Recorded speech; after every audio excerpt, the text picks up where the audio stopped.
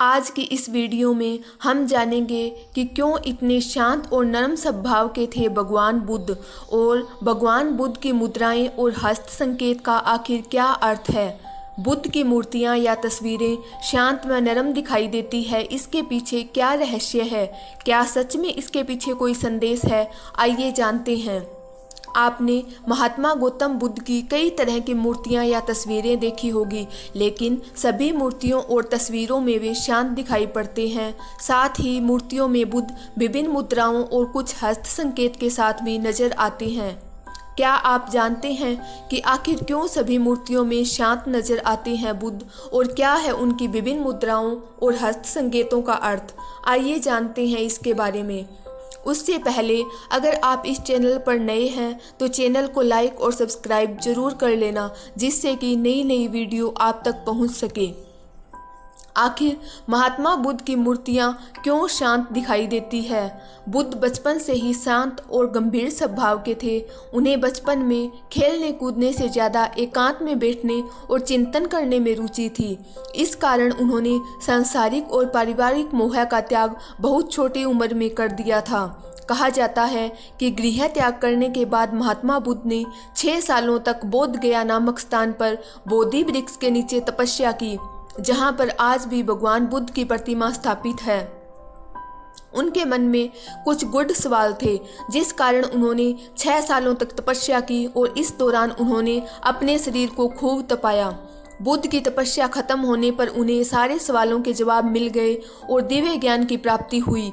जब उन्हें उनके सवालों के जवाब मिल गए तो उनकी सारी इच्छाएं, मोह, क्रोध सब कुछ मिट गया। इसका कारण यह था कि उन्होंने खुद पर जीत हासिल कर ली थी। इसके बाद बुद्ध के मन में कोई नया विचार उत्पन्न नहीं होता था। यदि अगर कोई विचार आता भी तो उत्तर भी बुद्ध के भीतर ही मौजूद होता था। इस कारण बुद्ध का स्वभाव तप करने से और सवालों के जवाब प्राप्त करने के बाद पूरी तरह शांत और नरम हो गया, जैसा कि बुद्ध की प्रतीकात्मक मूर्तियों और तस्वीरों में हम देख सकते हैं। लेकिन आपने यह भी देखा होगा कि मूर्तियों में बुद्ध शांत और नम होने के साथ ही विभिन्न मुद्राओं और हस्त संकेत के साथ नजर आते हैं। जानते हैं बुद्ध की विभिन्न मुद्राओं और हस्त संकेत के अर्थ के बारे में। महात्मा बुद्ध की मुद्राएं और हस्त संकेत का अर्थ क्या है? धर्मचक्र मुद्रा। इस मुद्रा में बुद्ध दोनों हाथों को सीने के सामने रखते हैं। बाएं हाथ का हिस्सा अंदर की ओर और दाएं हाथ का हिस्सा बाहर की ओर। कहा जाता है कि ज्ञान प्राप्ति के बाद इस मुद्रा का सबसे पहले प्रदर्शन बुद्ध ने अपने पहले धर्म उपदेश सारनाथ में किया था। दूसरी मुद्रा, ध्यान मुद्रा। इसे समाधि या योग मुद्रा भी कहा जाता है। इसमें बुद्ध अपने दोनों हाथों को गोद में रखते हैं। वे अपने दाएं हाथ को बाएं हाथ के ऊपर पूरी तरह से उंगलियां फैलाकर रखते हैं और अंगूठे को ऊपर की ओर रखते हैं। हाथ को इस तरह से रखा जाता है कि दोनों हाथों की उंगलियां एक दूसरे के ऊपर टिका कर रखा जा सके। यह मुद्रा बुद्ध, शाक्य मुनि, ध्यानी बुद्ध, अमिताभ और चिकित्सक बुद्ध की विशेषता का संकेत है। तीसरी मुद्रा, भूमि स्पर्श मुद्रा। इस मुद्रा में बुद्ध दाएं हाथ को घुटने पर हथेली को अंदर की ओर रखते हुए भूमि को स्पर्श करते हैं। इसे इंग्लिश में टचिंग द अर्थ भी कहा जाता है। बुद्ध की यह अवस्था ज्ञान प्राप्ति के समय का प्रतिनिधित्व करती है, क्योंकि बुद्ध का कहना है कि उनके ज्ञान प्राप्ति की साक्षी सिर्फ भूमि ही है। चौथी मुद्रा, वर्द मुद्रा। इस मुद्रा में बुद्ध दाएं हाथ को शरीर से टिका कर रखते हैं और खुली हथेली और उंगलियों को बाहर की ओर रखते हैं। वहीं बाएं हाथ को बाएं घुटने पर रखा जाता है। यह मुद्रा अर्पण, स्वागत, दान, दया और ईमानदारी का संकेत है। पांचवी मुद्रा, करण मुद्रा।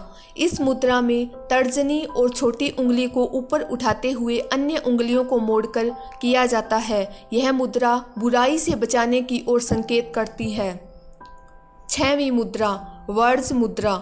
इसमें बाएं हाथ की तर्जनी को दाएं मुट्ठी में मोड़कर और दाएं हाथ की तर्जनी के ऊपर भाग से दाएं तर्जनी को छूते हुए या चारों ओर घुमाते हुए किया जाता है। बुद्ध की यह मुद्रा उग्र वर्ज के 5 तत्वों वायु, जल, अग्नि, पृथ्वी और धातु के प्रतीक को दर्शाती है। 7वीं मुद्रा, वितर्क मुद्रा।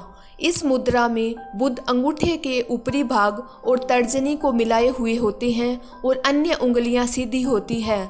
यह मुद्रा काफ़ी हद तक अभय मुद्रा की तरह होती है, लेकिन इसमें अंगूठा तर्जनी उंगली को छूता है। यह मुद्रा बुद्ध की शिक्षाओं के प्रचार और परिचर्चा का प्रतीक माना जाता है।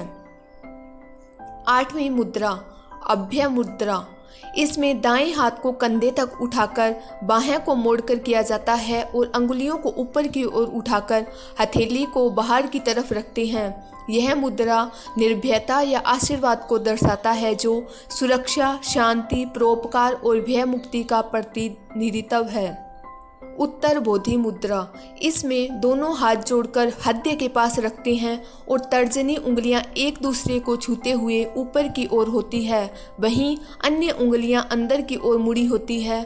यह मुद्रा दिव्य सार्वभौमिक ऊर्जा और सर्वोत्तम आत्मज्ञान की प्राप्ति को दर्शाता है। 9वीं मुद्रा अंजलि मुद्रा। इसे नमस्कार मुद्रा या हृदयांजलि मुद्रा भी कहा जाता है। इसमें बुद्ध के हाथ पेट और जांघों के ऊपर होते हैं, दायां हाथ बाएं के आगे होता है, हथेलियां ऊपर की ओर, उंगलियां जुड़ी हुई और अंगूठे एक दूसरे के अग्र भाग को छूती हुई होती है। इसलिए हम कहीं भी भगवान बुद्ध की प्रतिमा देखते हैं तो वे इन्हीं मुद्राओं में हमें नजर आते हैं।